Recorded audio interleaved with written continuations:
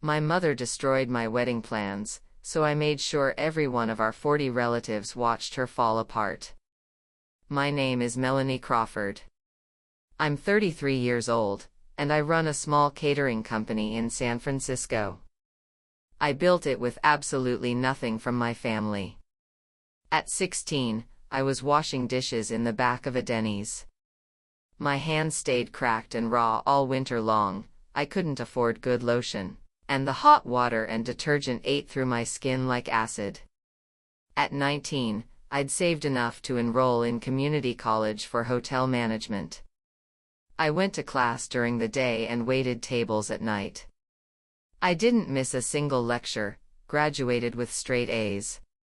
At 25, I pulled my apartment security deposit, maxed out a credit card, and rented a decrepit commercial kitchen in San Jose. The paint was peeling off the walls, the oven had been broken for 6 months and I couldn't afford to fix it, so I used a cheap oven I'd hauled in myself to fill my first corporate catering order. 8 years later, my company, Melanie's Table, supplies daily lunch service for over a dozen tech companies in Silicon Valley. My biggest client is an AI unicorn startup. I feed over 200 of their employees every day. I'm not rich, but the business pulls in over $1 million in annual revenue. I pay myself $90,000 a year and reinvest the rest back into expansion. In the Bay Area, I've carved out a life more respectable than most people my age manage on their own. But to my mother, Diana Crawford, none of that meant a damn thing. In her eyes, I had 3 strikes against me. I hadn't gone to an Ivy League school. I wasn't married into a solidly upper-middle-class family, and I wore a size 14. Those 3 facts, in her mind, had nailed me to a cross labeled a failure for 33 straight years. It all started this past April. My fiancé's name is Chris Harper. He teaches history at a public high school in San Jose, makes about $60,000 a year, not much, but he's the best person I've ever met. We'd been together for 4 years. He remembers every single one of my allergies, hazelnuts, dust mites, and, most of all, bullshit. Back in my hardest years, when I was building the business from nothing, I'd stumble out of the kitchen at 2 in the morning and he'd be waiting in the parking lot, every single time, sometimes dozed off in the driver's seat with frost creeping across his windshield. He has never once commented on my weight. To him, a size 14 and a size 10 are exactly the same thing. When he says, "You look beautiful just the way you are," I can tell he actually means it. We got engaged on Valentine's Day. He dropped to one knee on the worn carpet of my rented apartment, holding a ring he'd saved up for most of a year to buy. Nothing flashy, just half a carat, a simple round stone. I couldn't stop crying long enough to answer. He stayed down there, knee on the floor, for almost 2 full minutes before I finally choked out, "Get up, your knees are going to ache." And then he stood and pulled me into him and we sat on that carpet for half an hour, doing nothing, just leaning against each other and laughing. The next night, I brought him home for dinner. I'd planned it for days. I texted my mother ahead of time to tell her we were coming. She replied with 2 words, "Fine." I made Chris wear his only tailored suit, the navy one he'd had made specifically to meet my parents. I bought myself a deep green dress, V-neck, fitted at the waist, nothing revealing, but flattering. I even got my hair done, $300 I winced at but figured was worth it. We walked in, and my mother was out in the garden clipping roses. She wore an Hermes scarf tied around her neck, white linen trousers, her hair pinned up without a single strand out of place. She turned to look at me, and her gaze traveled from my face down to my chest and settled on my waist. The corner of her mouth dropped by maybe half a millimeter. The movement was so quick Chris definitely missed it, but I'd lived under her eye for 33 years. I knew exactly what that angle meant. "You've put on weight again." My sister-in-law Allison had made dinner. She's a stay-at-home mom, and her cooking is competent but uninspired. The salmon came out a little dry. The asparagus was slightly overdone. But the table looked beautiful, iron tablecloth, napkins folded into swans.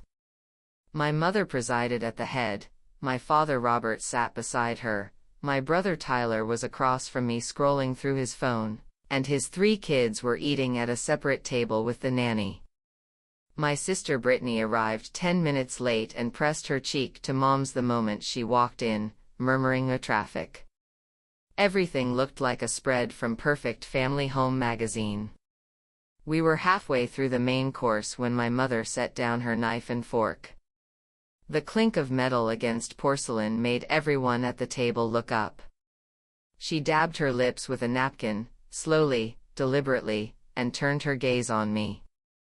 "Melanie," she said, her voice quiet but commanding the entire table's attention, "have you given any thought to your wedding dress?" I felt my chest tighten, but I made myself smile.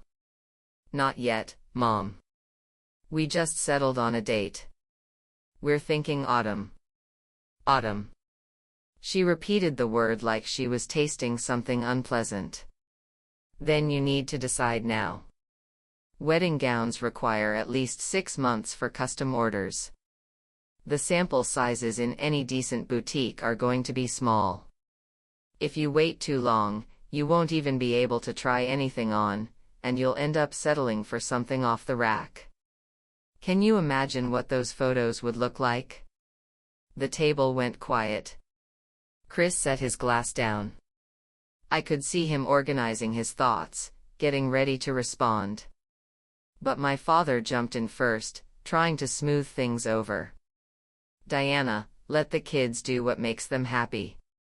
What she wears isn't the point." "Happy?" My mother didn't even glance at him. Her eyes stayed locked on me. "Those wedding photos will hang on our wall for the rest of our lives. When guests come over and ask, 'Which Crawford daughter is that?' and I say, 'That's my Melanie,' and they look at the picture," she paused, letting her eyes travel from my chest to my waist again, slow and obvious. "What do you think they're going to think?" Allison kept cutting at her salmon, knife scraping the plate, not looking up. Tyler let out a quiet laugh at something on his phone. I gripped my fork so hard my knuckles went white. Chris's hand found mine under the table, his fingers pressing into my palm, his palm damp with sweat. "Mom," I said, keeping my voice as steady as I could, "I had a full checkup 2 months ago. My doctor said all my numbers are fine. My weight's been stable for the last year, my blood pressure, my cholesterol." "Your doctor?" My mother's voice jumped half an octave, that sharp edge she got when she was certain she was right. "Your doctor tells you you're fine because he doesn't want to offend you. You were like this at 16, you were like this at 26, and here you are at 33, still exactly the same. Do you have any idea what the relatives say behind your back? They say you have no self-discipline. They say you can't control your own mouth. They say the Crawford's daughter can't even manage basic self-care." "Which relative?" I looked her straight in the eye. I almost never talked back like that, and it caught her off guard. Her mouth opened, then closed, that half-second pause of someone whose script had just been disrupted. "It's not about any one person. Everyone sees it." She regrouped fast, her voice dropping a little in volume but gaining intensity. "Melanie, don't give me that body positivity nonsense. That's just media fluff designed to make overweight people feel better about staying the way they are. When your wedding photos come out and you look like a round balloon, what are the relatives going to say?" She is not a round balloon." Chris finally spoke. His voice was quiet but rock steady. He turned toward my mother. "Mrs. Crawford, I love Melanie exactly as she is. She is beautiful in my eyes. She does not need to lose a single pound. My mother looked at him. I knew that expression. The slight downward pull at the corners of her lips, the barely perceptible flare of her nostrils, the chin lifting a fraction of an inch. That was her "you're beneath consideration" face. I'd seen her make it at real estate agents, at plumbers, at Tyler's art school girlfriend back in college. Translated into words, it said, "You, a public school teacher making $60,000 a year, presume to have an opinion on my daughter's appearance?" "Chris," my mother said, smiling with her mouth and absolutely nothing else, "you loving her is your business. But a wedding is about two families. I'll be blunt, when those photos hang in the Crawford living room, every relative who walks in will say, 'Oh, Melanie married a high school teacher and she still looks like that.' You may think she's beautiful, but can you shut up 40 relatives?" Chris's face went red. Not the blush of embarrassment, the flush of someone holding back rage so hard it's pushing blood to the surface. I tugged his sleeve. He took a deep breath and said nothing more. I don't remember a single thing I ate for the rest of that meal. I just remember my mother continuing to lecture about how Brittany had snapped back after 3 kids, how Allison had weighed 110 when she married into the family and still weighed 110, how I apparently lacked willpower. Brittany chimed in once with a weak, "Melanie, Mom just loves you, don't take it personally," and Tyler finally looked up from his phone to say, "All right, let's drop it," before going straight back to scrolling. I finished the last bite of my asparagus. It was cold and limp and tasted like wet cardboard. I set my fork down, stood up, and picked up my bag. Chris was right behind me. My parents stared. The whole table stared. "Mom, Dad," I said, "we're leaving." My mother frowned. "Just like that? We haven't even had cake." "I'm not hungry." I walked out with Chris, down the hall with its Persian runner, past the wall of family photos. There I was in my high school graduation gown, already heavy, standing next to my mother with her mouth angled just the way it was now. I pushed open the front door and the Bay Area evening air hit my face, cool and clean. Brittany came running after us, her flip-flops slapping against the stone path. She grabbed my arm, breathless. "Melanie, don't take it to heart. You know Mom's bark is worse than her bite. She loves you deep down. She's going to be upset that you left." I turned to face her. Brittany was 3 years older than me, and she looked so much like our mother, the same narrow face, high cheekbones, the same soulful eyes that could make anyone soften. But there was one essential difference between her and Mom: she wasn't cruel. She was just too scared to push back. "Brittany," I said, "do you actually believe what you just told me? Do you honestly think that's what love looks like?" Her lips parted. Nothing came out. Her eyes glistened for a moment, but she didn't answer. She let go of my arm and stepped back half a step, standing in the halo of the porch light, beautiful and useless as a porcelain figurine. I got in the car. Chris started the engine. As we pulled out of the driveway, I glanced in the rearview mirror and saw my mother standing at her second-floor window, the curtain pulled back an inch. Her silhouette was dark, I couldn't see her expression. I didn't reply to her messages for an entire week. She sent 2, one that said, "Are you done pouting yet?" and another that was just a link titled, 10 Psychological Secrets to Successful Weight Loss. I left both on read. Over the next month, I started scouting wedding venues. Chris and I had always had one place in mind, an old vineyard in Napa called Morning Dew Estate. It wasn't huge, but it was stunning. Rows of grapevines cascaded down the hillside, and in autumn, when the leaves turned gold, the late afternoon sun set the whole slope ablaze. The reception hall was a converted stone barn that could seat 100 people. The price tag was $14,000, not cheap, but Chris and I had agreed we'd cover it ourselves. He'd paid for the ring, I'd pay for the venue. No family money involved. On April 15th, I went back for a second site visit, signed the contract on the spot, and swiped my credit card. That night, I treated my whole staff to Korean barbecue, 6 people, $300, and I didn't regret a penny. 3 days later, the venue manager called me.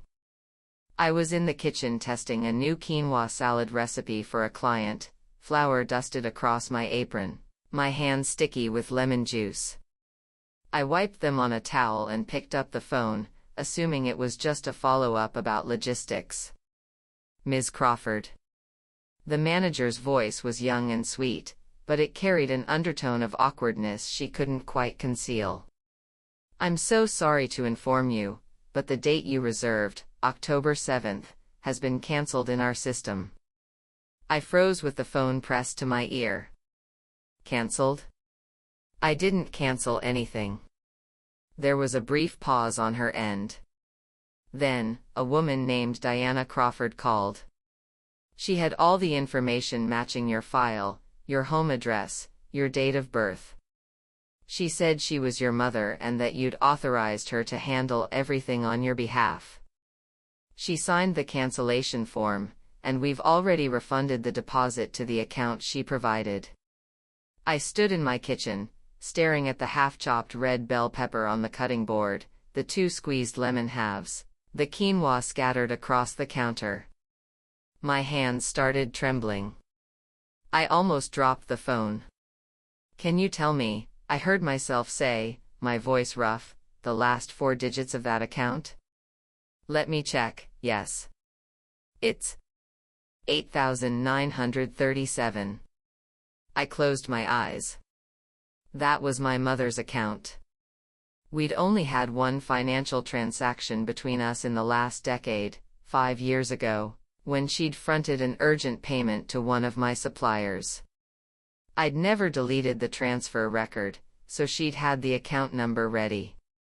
And the deposit, I said, swallowing hard, was refunded in full? Yes, the entire amount. If you'd like us to No, I said. I'll handle it myself. I hung up and stood there for a long time. The half-prepped ingredients on my counter were starting to wilt, the red pepper drying at the edges.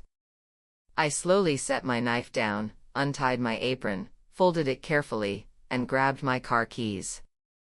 I didn't cry once during the 40-minute drive to Palo Alto. My brain just looped the same question over and over. Who the hell does she think she is? It was my money. My wedding. My life.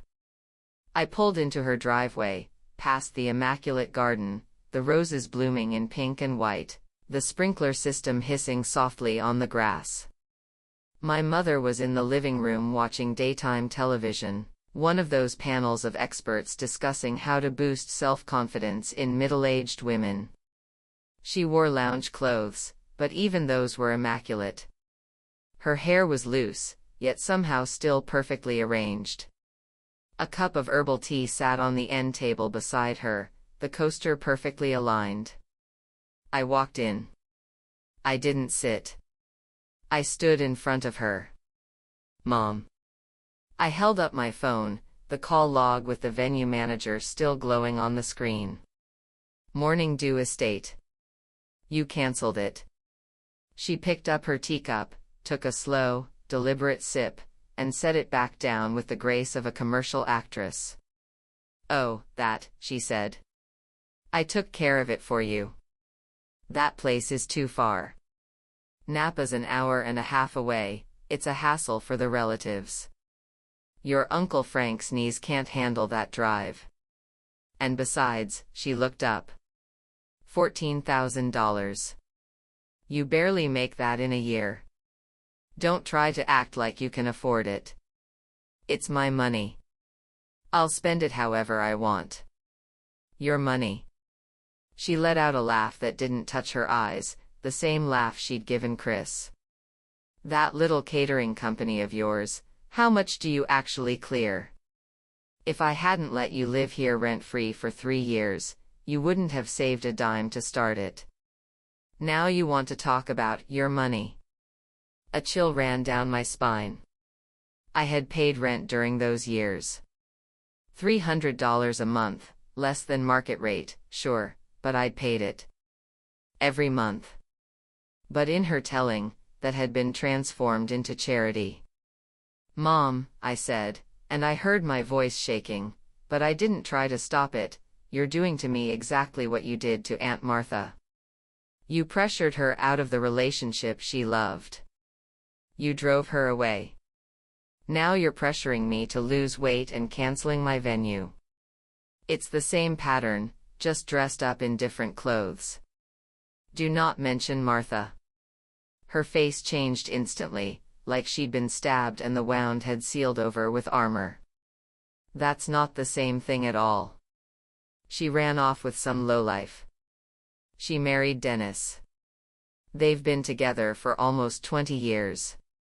They're doing fine. The lowlife you're talking about has worked as a mechanic at Boeing for a decade. He supports his family with an honest job. She shot up out of her chair, her teacup wobbling dangerously. "You've been in touch with Martha?" "I found her," I said. 2 years ago. She's happy. You never asked, so I never told you." My mother stood there, chest heaving. She stared at me, her lips trembling, and finally jabbed a finger toward the door. "Get out. Get out right now." "I'll leave," I said, "but you're going to restore my wedding venue." "Not a chance." Her face had gone completely white. "I'm your mother, Melanie. As long as I'm alive, you don't get married without my approval. When you lose the weight, we'll talk venues. 40 pounds. Not 1 pound less, and not 1 day sooner." I turned and walked out. That night, Chris came over to my apartment and held me while I sobbed into his chest. But when I woke up the next morning, my eyes swollen and gritty, my head was clearer than it had been in months. I got up, opened my laptop, and started digging through old files. I have a habit. I've kept every text message, every email, every voicemail my mother ever sent me, from college through the present. It wasn't that I'd been collecting evidence on purpose, exactly. It was more like a protective instinct. Every time she said something cruel, I saved it. I told myself, *C. She did say that. You're not imagining it, *. I spent the entire weekend exporting everything. Organizing it. I made a folder on my desktop and named it, The File. Want to know what was in it? March 2015. I was 26, 1 year into running my business. It was the worst period of my professional life. My first big client had walked. I'd dropped 12 pounds from stress and then stress-binged my way back up 18, and my face was puffy and bruised looking from sleepless nights. My mother visited my kitchen once, and later that day, she texted me, "Take a look in the mirror. Does any restaurant owner look like you? Puffy face, dark circles. Do you think clients look at you and feel appetized? You're a walking advertisement for your company, and the ad says, eat our food and you'll end up like this." I didn't delete it. August 2016. I lost 15 pounds, fit into a size 8 for the first time in years. I sent a photo to the family group chat. My mother replied by voice memo, finally starting to look human again. Keep it up. Don't relapse. You know your body, it'll snap right back if you get lazy. Christmas 2017. Business was stable, stress had eased, and my weight had drifted back to a 12. At the holiday dinner, in front of everyone, my mother said, "Melanie's packed it back on this year. You too," pointing at Tyler and Brittany, "need to keep an eye on her. Don't let her binge alone in that apartment. Tyler snorted a laugh and said, good luck with that. Brittany offered a quiet, Mom, don't be so hard on her. My mother said, if I'm not hard on her, who will be? I'm her mother. Someone has to tell her the truth. 2019, I broke up with a boyfriend who later cheated on me with a thinner girl. My mother called me up, see? That's what happens when you're overweight. Lose the pounds and you'll have your pick. That Chris guy you're seeing now, he's nothing special. You can do better. 2021, I'd been dating Chris for 3 months. My mother sent me an email, privately. I looked him up on LinkedIn. Community college history degree. San Jose Public Schools. 60,000. What exactly are you getting out of this? His poverty? Is he going to stay home and raise the kids while you work? Your Aunt Martha made the same mistake, married a broke nobody. Now she's a sales clerk in Seattle, a nobody for life. Don't you dare follow her path.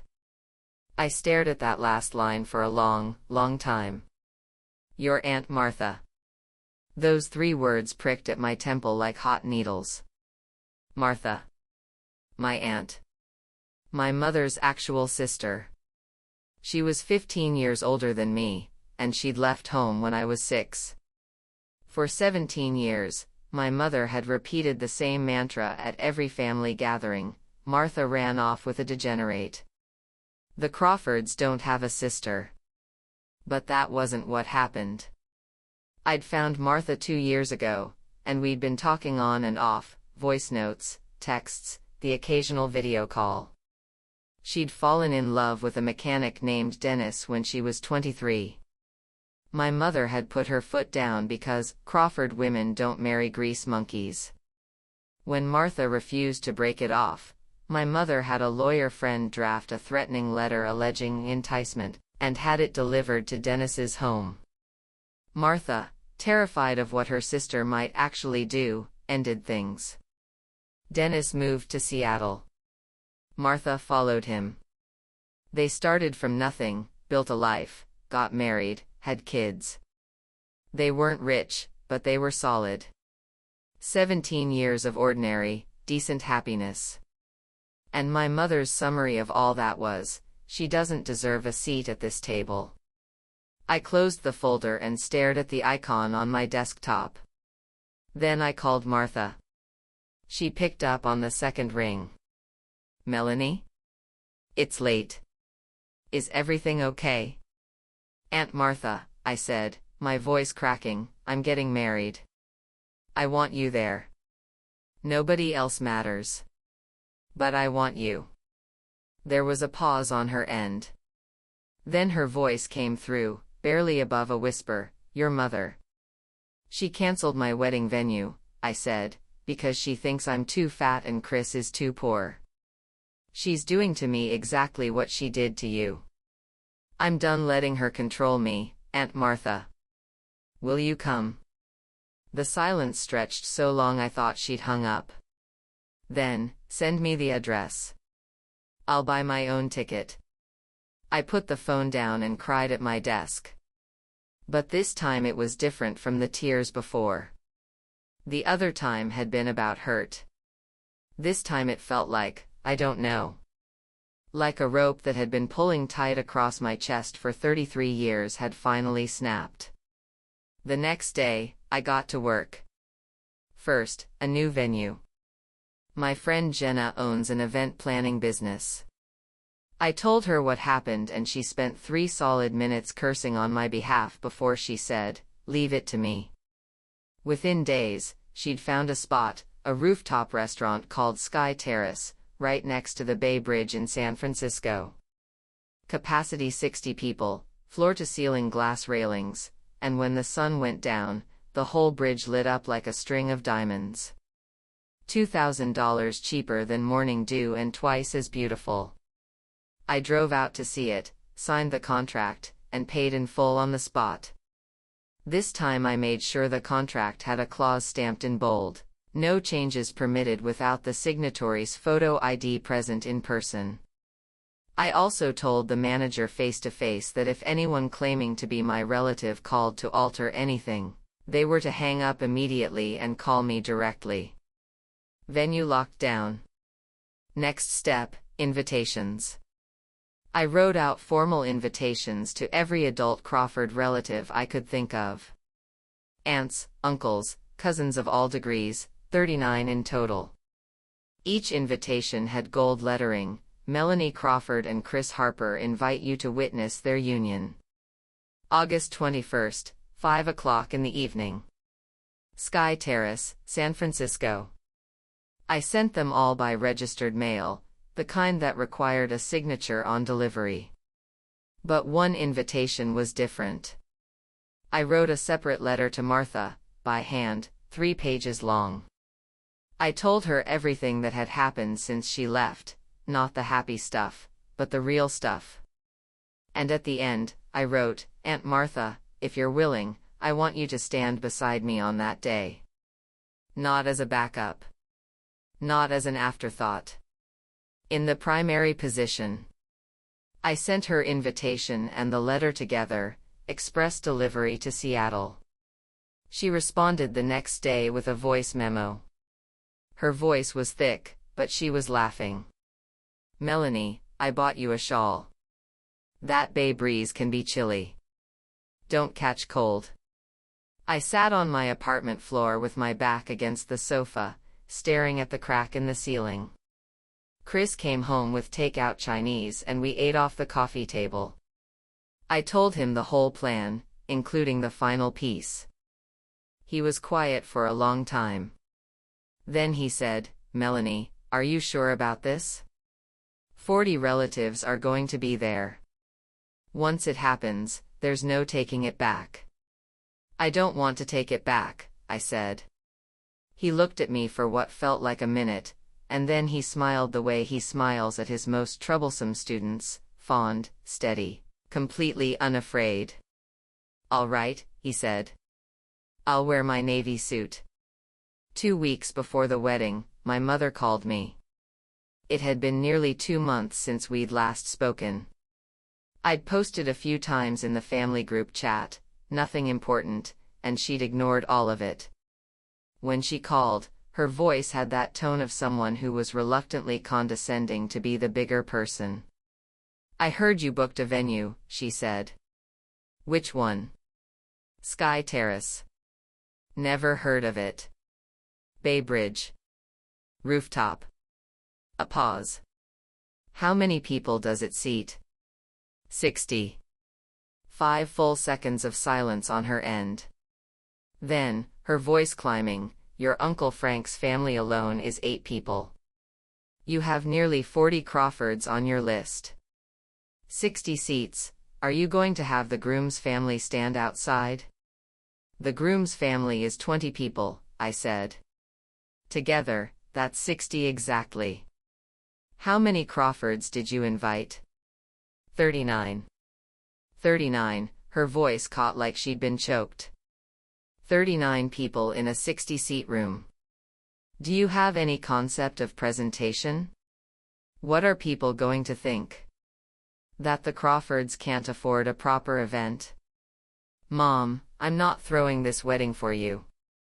It's my day. I'll invite whoever I want, and I won't invite whoever I don't want. Another long silence.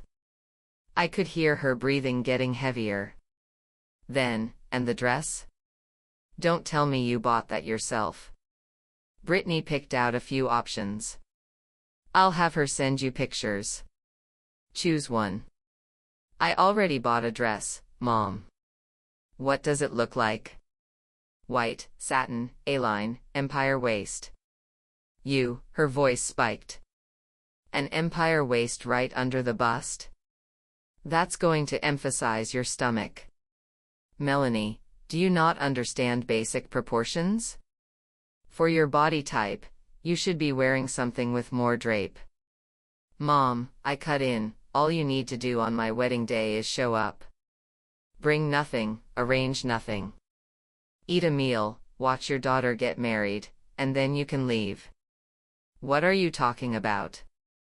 Her voice went sharp and thin. "You're relegating your own mother to a guest? What about the mother of the bride's speech? Walking you down the aisle? Those are my. I've asked Martha to handle those." The line went completely dead. Absolute silence. Then I heard something I'd never heard from my mother before, not shouting, not scolding, but a sound like her voice was being squeezed through a gap. Breathless. Trembling. "You invited Martha?" "Yes." "You," she couldn't finish the sentence. I heard her breathing in ragged gasps. "Melanie, do you have any idea what you've done? You've brought that woman back, you've invited a traitor too." "How is she a traitor? Because she married someone you didn't approve of? Because she chose her own life instead of the one you picked for her?"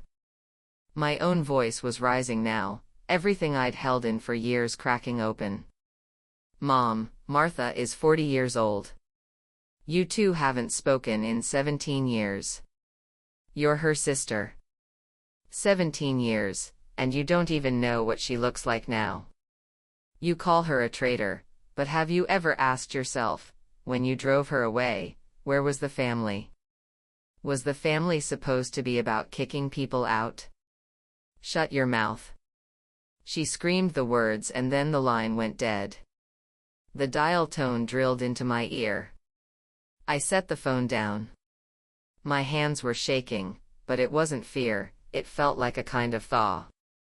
I poured myself a glass of water and drank it, then took a piece of dark chocolate from the fridge and let it melt on my tongue.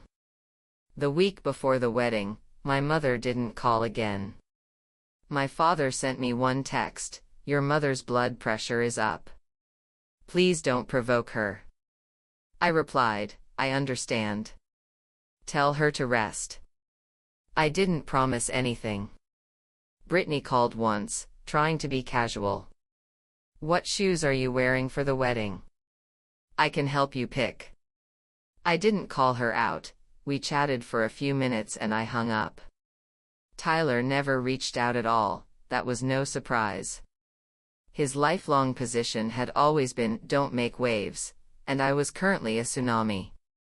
August 21st. San Francisco. There was a light fog that day, and the Bay Bridge towers were half veiled in the gray-blue air. By 5 o'clock in the afternoon, the setting sun had stained the fog pale gold, and the water below was a field of shattered light. Sky Terrace was decorated with white roses and eucalyptus, my choice, simple and fresh. Linen tablecloths, silverware polished to a gleam, a single white rose in a small glass bottle at the center of every table. My company did the catering: seared scallops with lemon butter for the starter, lamb chops or sea bass for the main, and tiramisu for dessert. Total cost per guest around $80. I covered all 60, didn't ask Chris to chip in a cent. Half an hour before the ceremony, my mother arrived. She wore a dark green silk pantsuit, heels, 2 strands of pearls layered around her neck.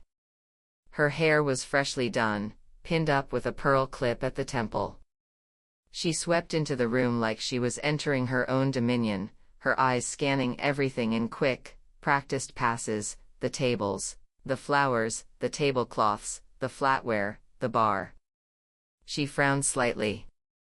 I couldn't read exactly what she was counting. Maybe, "These cloths aren't expensive enough," or "Those roses should have been peonies." I saw her, but I didn't walk over. She didn't come to greet me either. She went straight to the head table and sat down. My father followed, in his gray suit, throwing me a smile that was nothing but exhaustion. Tyler arrived with his family, a quick greeting, then he sat down and pulled out his phone. The 3 kids were parked at a corner table with the nanny, eating French fries. Brittany wore a pink dress and came straight to me, dabbing my forehead with a handkerchief, whispering, "Don't be nervous." At 5:30, the ceremony began. The music was my choice, a string version of a Hallelujah, soft and swelling. I stood at the entrance to the terrace in my white satin dress. Chris was already up front under the flower arch, in his navy suit, hair gelled, looking younger than usual. He saw me and his mouth curved up at the corners, and that look on his face made the rest of the world disappear. The music shifted. The officiant cleared his throat and said, "And now, the mother of the bride." My mother rose, smoothed her pantsuit, and started to move forward. That expression was just spreading across her face, the one that said, "This is my moment," when I spoke. "Officiant," I said. "Wait." The room went dead silent. 40 pairs of eyes swiveled to me. My mother stood frozen at the edge of the head table, her face caught mid-transition. "Mom," I said, loud enough for everyone to hear, "please sit down. I've asked someone else to walk me down the aisle today." The color drained from my mother's face in a flash, then flooded back from her neck upward, red spreading across her cheeks and ears. Her mouth opened. And the elevator doors slid open. Martha stepped out. She wore a pale lilac dress with tiny flowers printed across the skirt, her silver-shot hair tucked behind her ears, a few strands of gray left undyed. Beside her stood a stocky man in a navy blazer, broad-shouldered, silver at the temples but standing straight as a post. Dennis. They stood at the entrance. Martha's gaze traveled across the entire terrace, found me, and held. She looked at me for 3 seconds, her lips moving silently, and then she smiled. She walked forward, weaving through tables draped in white roses, past more than 30 people who shared her last name and hadn't seen her face in 17 years, across a gulf of silence that her own sister had carved. She reached me and touched the satin at my shoulder, soft as a breath. "That dress is beautiful," she said. My eyes stung so hard I almost broke, but I held it together. I took her hand. Her fingers were cool and knobby, the hands of a woman who'd worked hard her whole life. "Aunt Martha," I said, "will you walk with me?" She nodded and took her place on my left. Dennis stepped up beside her. The two of them flanked me like two low, sturdy walls. The terrace was utterly silent. I glanced at the head table. My father's fork had clattered onto his plate. He was frozen, his lips parting without sound. Tyler's phone was face down on the table, his eyes wide, his mouth hanging open like someone who'd just been sucker-punched. Brittany's hand was clamped over her mouth, tears sliding down her knuckles. And my mother. She was standing, one hand pressed to the tablecloth, her nails denting the linen. That green silk suit, the color of it against her face now made her look like a plant that had been hit by frost. Her eyes were locked on Martha, and what I saw in them was too fast and too thick to parse. Shock. Fury. The raw humiliation of being exposed in front of everyone. And something else, something I'd only seen once before in 33 years. Fear. The last time I'd seen that look on her face was when I was 6, and my grandmother had pointed a finger at her and said, "Diana, if you drive Martha away, I will never forgive you." The music was still playing, strings moving forward like a gentle tide. I took Martha's arm and we walked, step by step, toward Chris under the flower arch. His eyes never left mine, and they hadn't changed. None of this changed them. My mother finally spoke. Her voice came through her teeth, low but audible all across the terrace. "Martha Roberts. You have no right to be here." Martha didn't stop walking. She kept her pace steady for 2 more steps, then turned her head slightly and said, just as clearly, "Diana, 17 years ago you told me I had no right to the Crawford name. I go by Roberts now. I'm not here for you, I'm here for Melanie. You don't get to tell me whether I belong." My mother's hand clenched on the tablecloth so hard she tore the linen clip clean off the edge. The metal spring snapped with a sharp crack that everyone heard. Uncle Frank stood up. He was at the third table, almost 60 now, his hair completely white, a man who said very little and sat in the back corner at every Crawford gathering. He rose slowly, his chair scraping against the floor. He looked at Martha, his jaw working silently, and then he said, in a voice that was wrecked and raw, "Little sister." Martha's step hitched for a fraction of a second. But she didn't turn around. She just squeezed my hand. I reached the flower arch. Chris reached out and took my other hand. Martha let go and stepped aside, but she didn't step far, she stayed 2 feet away. The officiant began the vows. I kept my eyes on Chris's, light brown, warm, catching the reflection of the Bay Bridge lights coming on behind me. When I said, "I do," my voice was quiet but I heard the steadiness in it. When Chris said, "I do," his voice wavered a little, and I knew it was because he was happy. We exchanged rings. The terrace was so still I could hear the wind off the bay and the distant hum of traffic on the bridge. Then the kiss. Then the officiant said, "I now pronounce you husband and wife." The applause started, scattered at first, then building. My cousin at the third table was clapping hard, tears on her cheeks. Uncle Frank joined in, slow and heavy. Then more cousins, more relatives, people who might not fully understand what had just unfolded but felt the charge in the air. This was a battle, and someone had won. My mother never clapped. She stood there, her hand sliding off the table edge, hanging limp at her side. Her face had gone from flushed to a grayish white.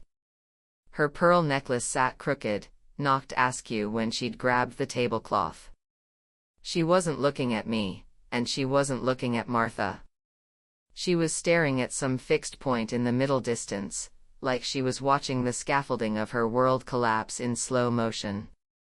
After the ceremony came the reception. Champagne flowed. Servers glided between tables. I went around with my glass, toasting every table. When I reached my mother's table, she refused to meet my eyes. My father took my glass and sipped from it, offering a hollow congratulations. Tyler didn't stand, he raised his glass from his seat, his expression complicated. Brittany hugged me and whispered, "That dress is gorgeous." I didn't stop at my mother's place.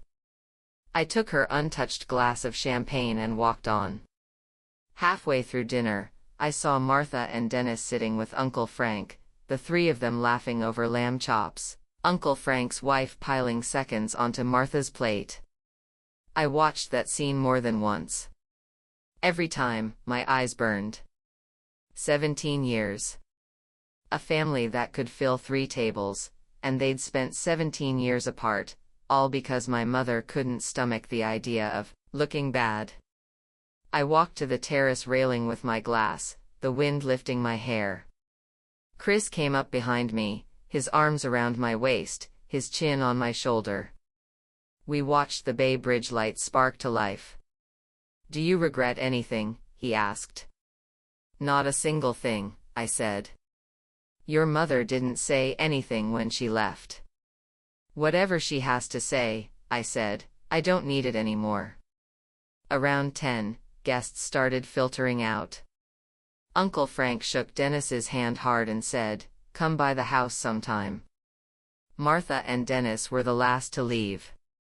She hugged me for a long time, told me she had to fly back tomorrow because she was working the next day. I offered to drive her to the airport. She refused. "You just got married," she said. "Stay put." The last ones left on the terrace were me, Chris, and Jenna's crew packing up the linens. I sat on the edge of the empty banquet hall, my heels kicked off beside me, the soles of my feet flat against the carpet. Chris sat next to me. Neither of us said much. We just leaned against the wall. My phone buzzed. A text from my father, "Your mother's home. She took her medication and went to sleep. Let's give this some time." I stared at the message for a long time, typed a few things and deleted them, and finally replied, "Okay. Later." 3 weeks after the wedding, Martha called from Seattle. "You free for Thanksgiving? Dennis wants to roast a turkey." I said yes. Late November, Chris and I flew up. Martha's house was an old single-family place, not huge, with a worn couch in the living room and a slightly lopsided Christmas tree already up. It was just past Thanksgiving, but she'd hung the lights early. The turkey skin was a little burnt, but the meat was perfect. Dennis opened a bottle of red. The four of us sat around a small table with a checkered cloth that had a frayed edge, clean but well-loved. Martha's stepdaughter was home from college, a tall girl studying nursing. We ate until 9. I gained a couple of pounds and didn't care. After dinner, Martha and I did the dishes together. She dried, I rinsed. "Aunt Martha," I said, my back to her, "do you hate my mother?"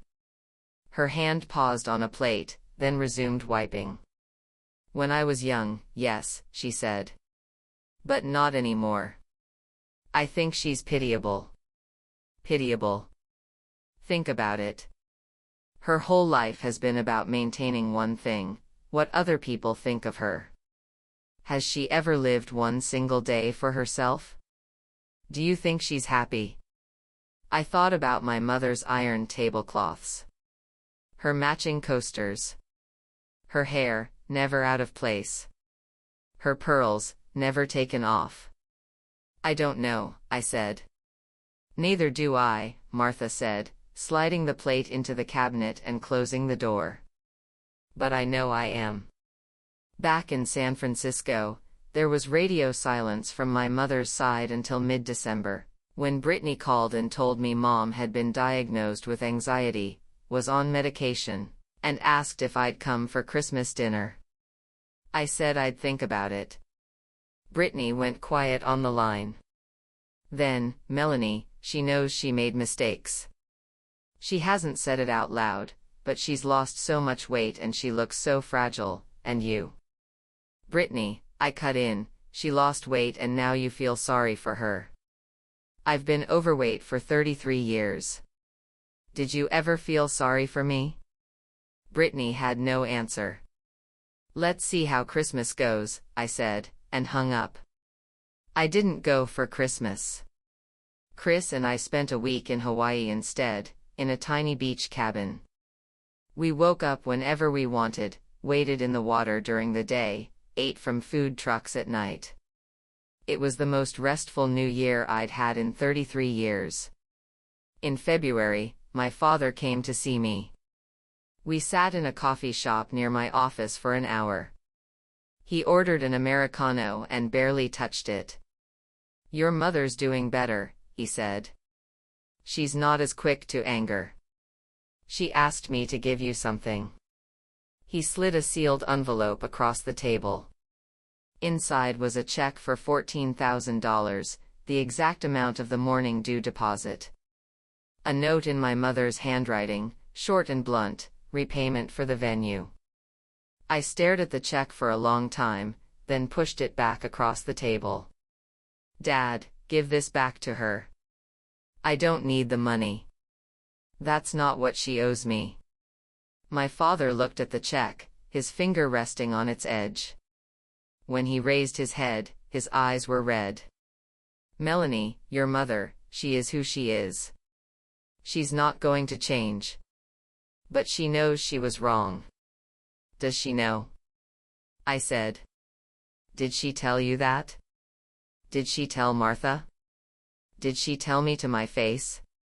"Dad, when you say she knows she was wrong, do you mean she feels lonely and isolated, or does she actually believe that driving Martha away, body-shaming me, canceling my venue, that all of that was wrong?" My father had nothing to say. "Tell her this," I said, pushing my cup away and standing up. When she's ready to say, "I'm sorry," to Martha, in person, I'll come home for dinner. Until that happens, nothing else matters. After he left, I sat in that coffee shop alone for 10 minutes. Outside the window, San Francisco went about its business, people of every shape and size, none of them seeming to worry about family reputation.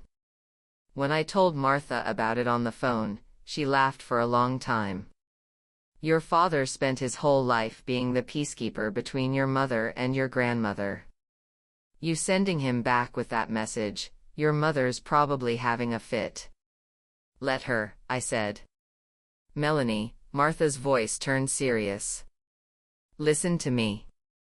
I don't need you to get that apology for me. I stopped needing it a long time ago. Don't burn yourself out fighting my battles." "I'm not fighting for you," I said. "I'm fighting for myself."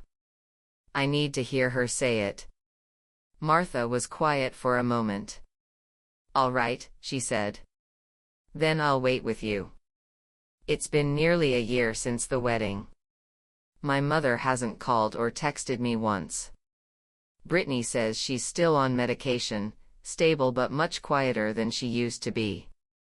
Tyler still works his cases, posts photos of his kids in the family chat, and I hit the like button, nothing more, nothing less. My catering company expanded this year. I hired 4 new people, and monthly revenue climbed another notch. Chris got Teacher of the Year and a pay bump, not much, still under 70, but we don't care.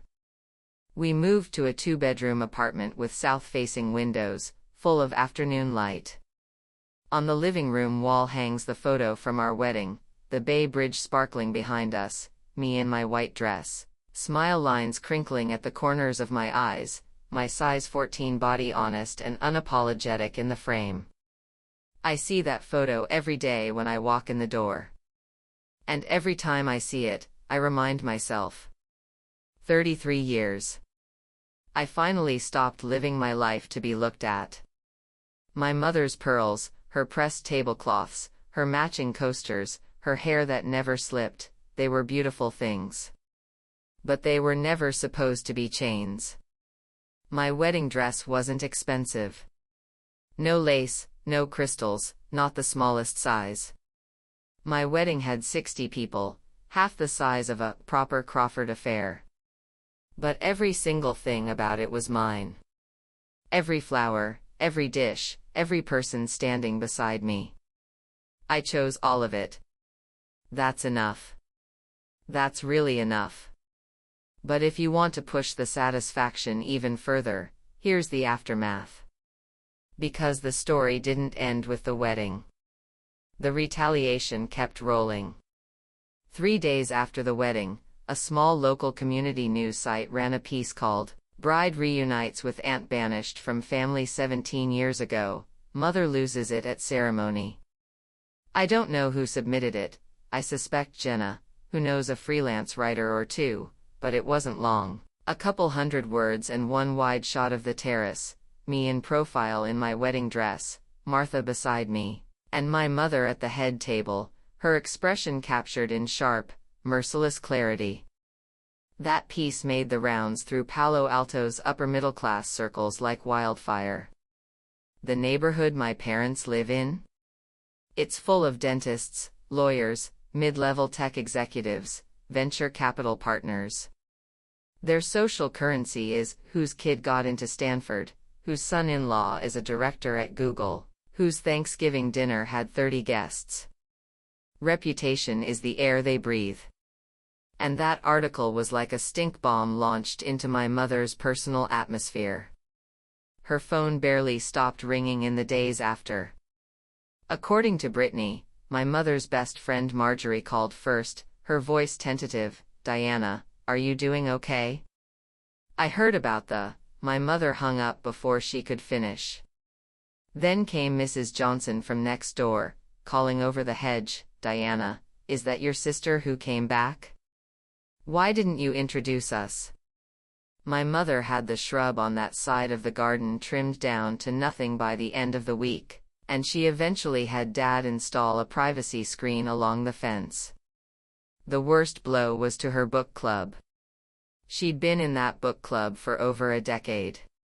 A dozen women her age, meeting monthly in each other's living rooms, drinking tea and eating scones while discussing the latest literary selection, except the books were never the point. The point was showing off. I redid my living room, my daughter got promoted, my grandson was accepted to private school. That book club was her main social stage, the arena where she invested her most precious energy. The first meeting after the wedding was scheduled at her house. She ordered my father to redecorate the living room 3 days in advance, new tablecloths, new tea sets, premium pastries. Brittany was dragged in to help with the flower arrangements. She was preparing for a comeback. Only 4 women showed up. 8 had been invited. 4 cancelled, 2 were sick, 1 had a sudden conflict, and 1 simply never responded. Of those who did come, 3 barely said a word. They drank tea, nibbled on scones, and kept the conversation locked in safe zones. Lovely weather we've been having. My cat's been throwing up hairballs again. Nobody brought up the wedding directly, but every single one of them looked at my mother with the same subtle, barely masked something in their eyes.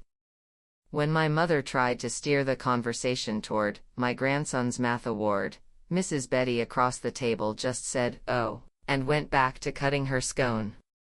The book club ended an hour early.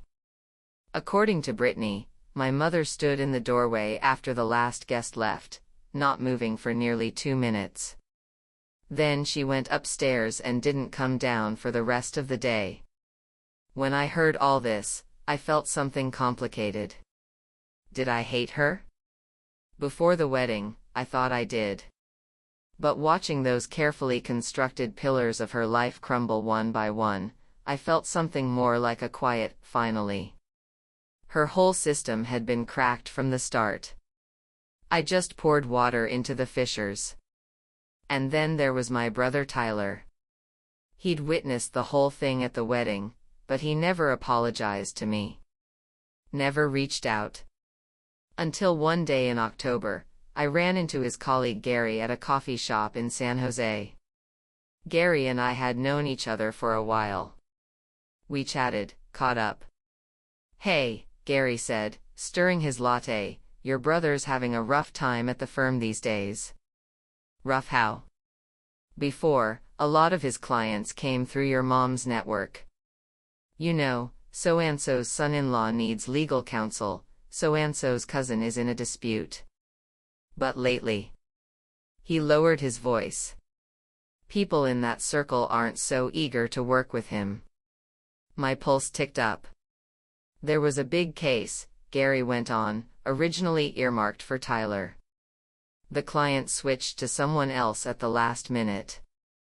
His partner called him in for a chat.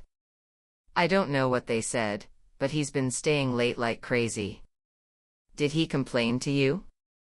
"He never complains about anything." Gary laughed. "But you can feel it. He's not riding the same wave anymore." I didn't say much. But when I got home, I told Chris. He thought about it for a minute. "Your mom's network," he said, "is basically a barter economy of favors. She gives face, they give opportunities to your brother. Now that her face is cracked, he's feeling the ripple. Do you think he deserves it?" I asked. Chris looked at me. "What do you think?" I thought about the way Tyler had sat at that head table, from the moment Martha walked in to the moment he left, without standing up or speaking one word. He hadn't taken my mother's side, he'd taken the side of, "Don't make trouble." And that posture of silence, over the 17 years Martha had been gone, had been the cruelest kind of complicity. "He does," I said. And then Brittany. She hadn't lost anything tangible. She was a stay-at-home mom, her social world basically an appendix to my mother's. But lately, she'd been texting me more, every week or two, asking, "Want to grab coffee this weekend?" or "How's business?"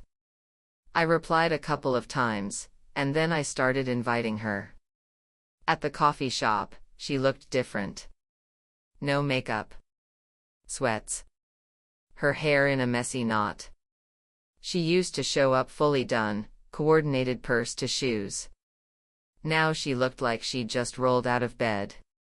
"How are you doing?" I asked. She sipped her latte and thought about it. "I don't know. Before, Mom arranged everything: when to have dinner, where to vacation, what activities the kids would do. Now I'm trying to make my own decisions, and sometimes I panic." Panic about what? Making the wrong choice. She stared into her cup. Before, if I messed up, Mom would handle it. She'd yell at me, sure, but she'd fix it. Now I don't even want to call her. After your wedding, she's just different. She doesn't yell, doesn't organize anything. She just sits on the couch and stares out the window. I don't know if she's finally thinking or if she's sick. I didn't answer. She didn't need me to. After a long silence, Brittany looked up and met my eyes. "Melanie, I've thought about what you said at the wedding 100 times. You asked me if I really believed Mom's behavior was love. I couldn't answer then. I think I can now. She probably does love us, but her love and her control are the same thing. She can't separate them. And neither could I, which is why I never disobeyed her." Her eyes went red, but she held back the tears. "I'm trying to separate them now," she said. "I don't know if I'll get there. But the fact that you did, maybe I can learn too."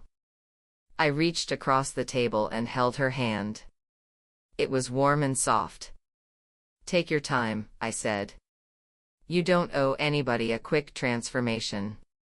You just need to stop letting someone else make decisions for you."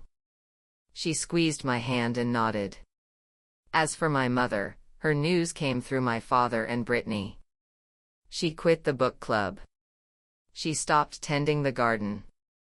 2 rose bushes died, she never replaced them. She no longer posted often in the family group chat, no longer critiqued Allison's haircut or my nephew's test scores or Brittany's curtains. She had retreated into that big house. The pearls were still around her neck, but she didn't change them out daily anymore.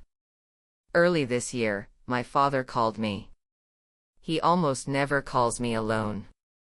"Melanie," he said, "your mother asked me to ask you, could you come home for Thanksgiving this year?"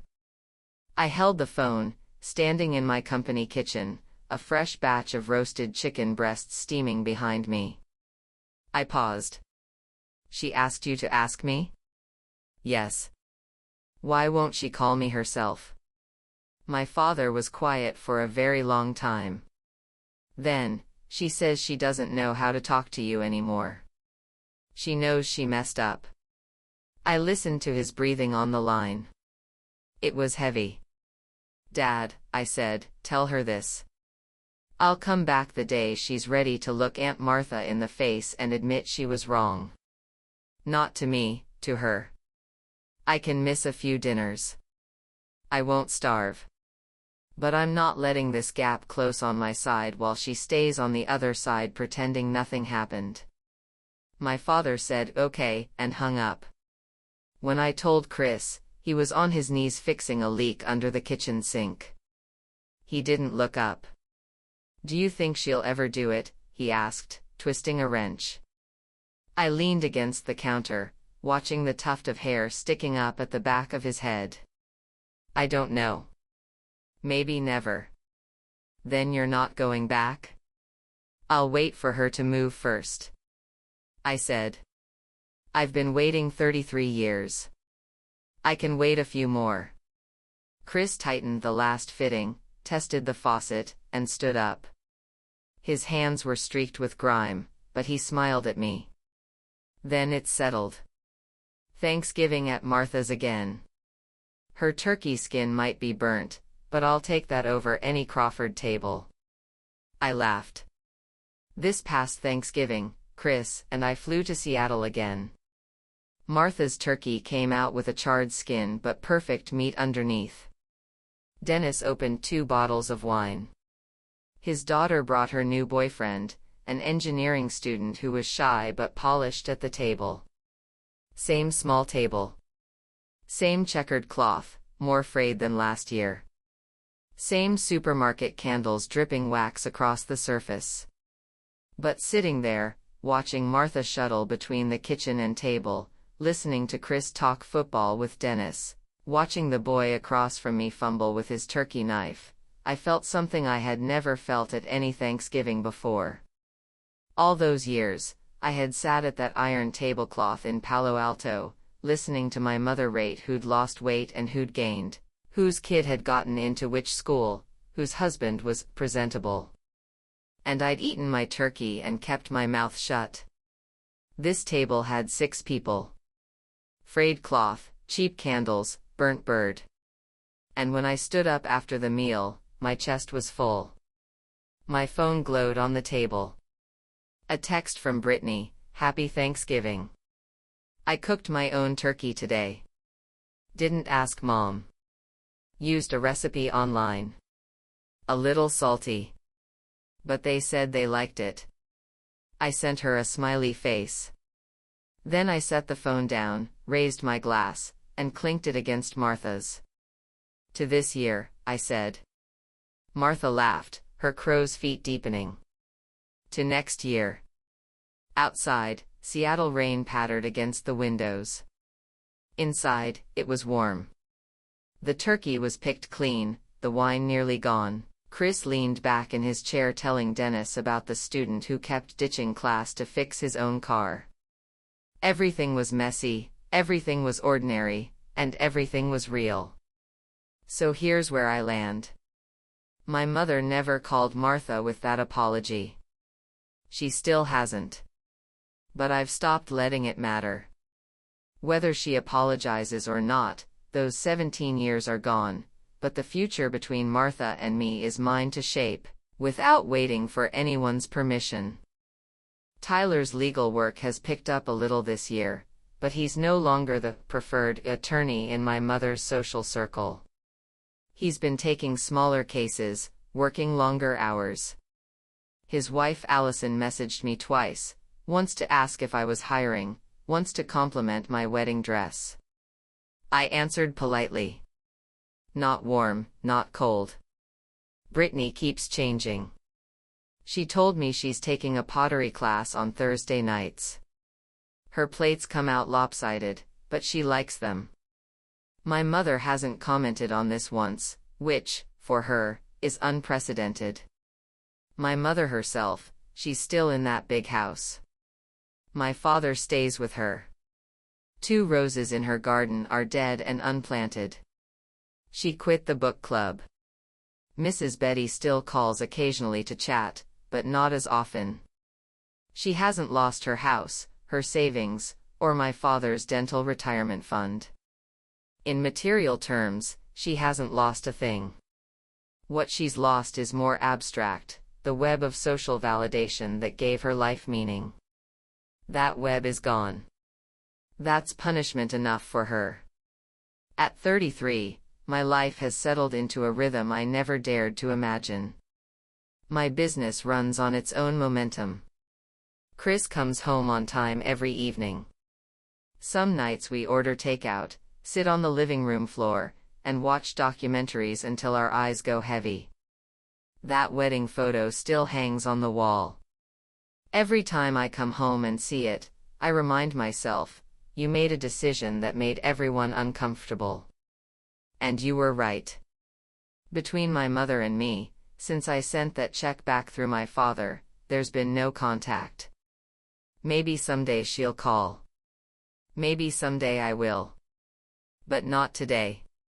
Because it took me 33 years to learn one thing: my body, my wedding, my life, the man I love, the people I bring back into my world, none of these require anyone's approval. Am I overweight? Yes. Size 14. I don't hide it. Does my dress look good on me?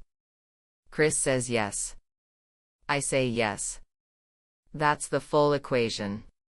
I'm not here to satisfy anyone. I'm here to be comfortable in my own skin. If anyone reading this is trapped under the weight of family obligations disguised as love, hear me. When they tell you you're embarrassing them, they're actually embarrassed of themselves. Because what they care about isn't you, it's the reflection of themselves in your mirror. Don't look back. Keep moving forward. The person you choose, the path you take, the size you wear, the wedding you plan, they're all right. Because they're yours.